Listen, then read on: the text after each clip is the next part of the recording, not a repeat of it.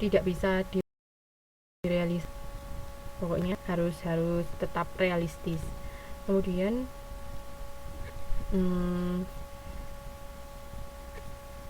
menggunakan laporan yang akurat dan tepat waktu sehingga penyimpangan dan kerugian dapat diantisipasi.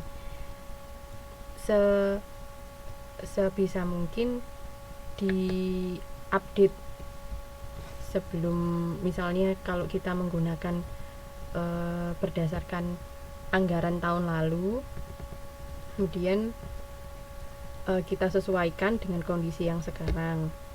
Jangan menggunakan anggaran berjuta-juta tahun yang lalu sehingga tidak bisa, untuk sekarang sudah tidak bisa lagi digunakan, sudah tidak, apa istilahnya, ya sudah tidak terpakai lagi lah, seperti itu. Jadi tepat waktu, penyimpangannya agar tidak terlalu besar, seperti itu. Kemudian hal-hal yang menyebabkan kegagalan dalam pelaksanaan anggaran juga harus diperhatikan. Gitu teman-teman. Ini contohnya ada di halaman 1.14. Ini misalnya membuat anggaran tidak cakap, tidak mampu berpikir ke depan, tidak memiliki wawasan yang luas. Kemudian kekuasaan membuat anggaran tidak tegas, pelaksana yang tidak cakap, kemudian tidak didukung oleh masyarakat, dan dana tidak cukup. Seperti itu. Jadi ini juga harus diperhatikan. Lalu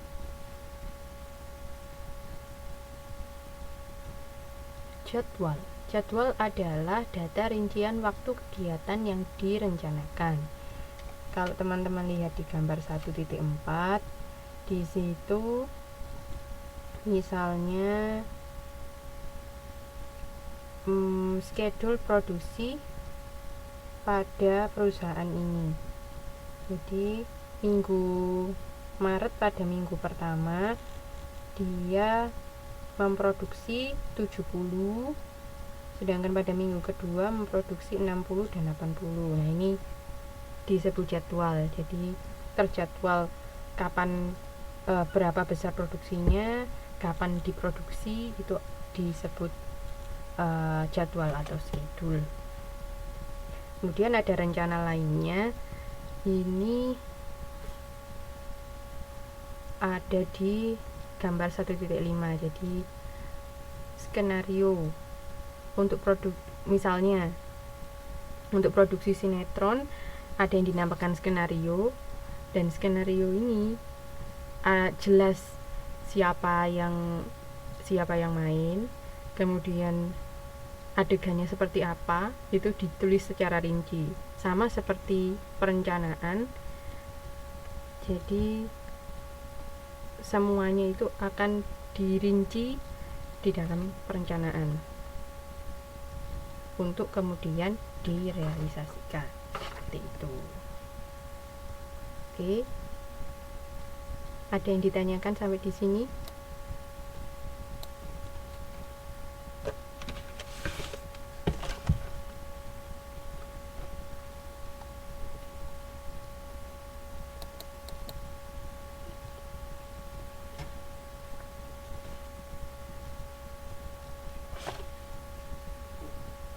Belum?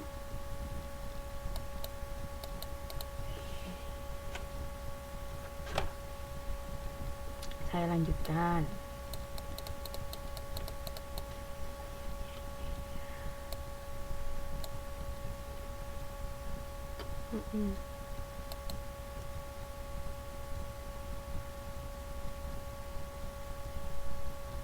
Iya.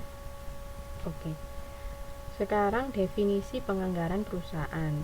Penganggaran merupakan proses menyusun rencana tertulis mengenai kegiatan suatu organisasi yang dinyatakan secara kuantitatif dan umumnya dinyatakan dalam satuan uang. Apa saja kegiatan itu? Yaitu penjualan, produksi, investasi, pendanaan. Penganggaran merupakan sistem karena saling terkait. Seperti itu. Oke. Jadi nanti penganggaran itu berarti kita membuat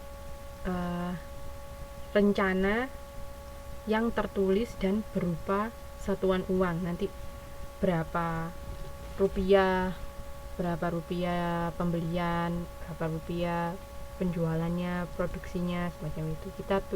Kita tulis dalam satuan uang. Itu. Kemudian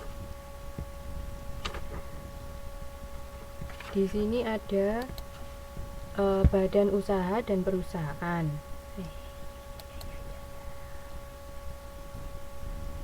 Badan usaha merupakan organisasi yang kegiatannya bertujuan mencari laba, sedangkan perusahaan proses kegiatan yang dilakukan oleh badan usaha.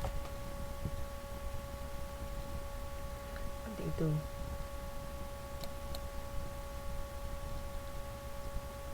Ini ada badan usaha, ada kelompok badan usaha.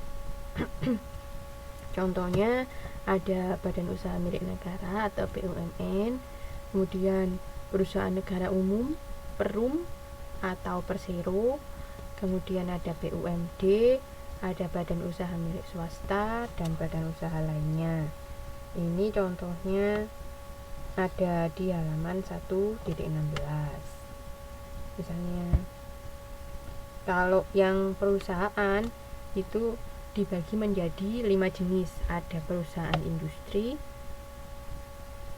ada perusahaan dagang, perusahaan jasa, perusahaan agraris, dan perusahaan ekstraktif. Kalau perusahaan industri, perusahaan yang mengelola suatu benda menjadi produk tertentu untuk dijual. Kalau perusahaan dagang, membeli barang untuk dijual. Kalau industri, kata lainnya mungkin manufaktur ya. Pernah dengar itu teman-teman di mata kuliah sebelumnya? Ayo katakan. Kalau yang teman-teman pernah pelajari, perusahaan itu dibedakan perusahaan apa saja.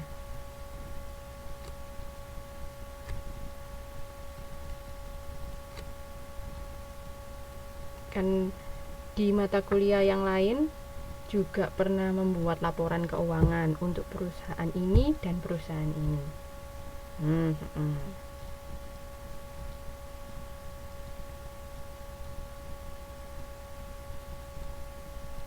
Oke. Ya. Sip. Jadi kalau yang sudah dipelajari sebelumnya ada perusahaan manufaktur, perusahaan dagang, dan perusahaan jasa. Di sini ada juga perusahaan agraris, yaitu perusahaan yang melakukan kegiatan di bidang pertanian. Kemudian kalau ekstraktif, ada perusahaan yang mengambil atau mengeksploitasi kekayaan alam yang tersedia. Seperti itu. Oke.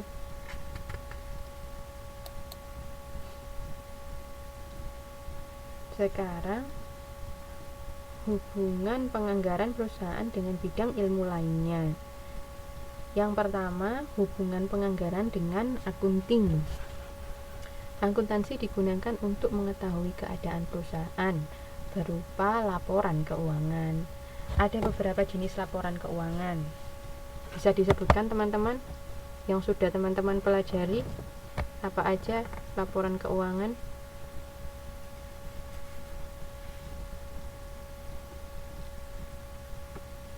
Halo.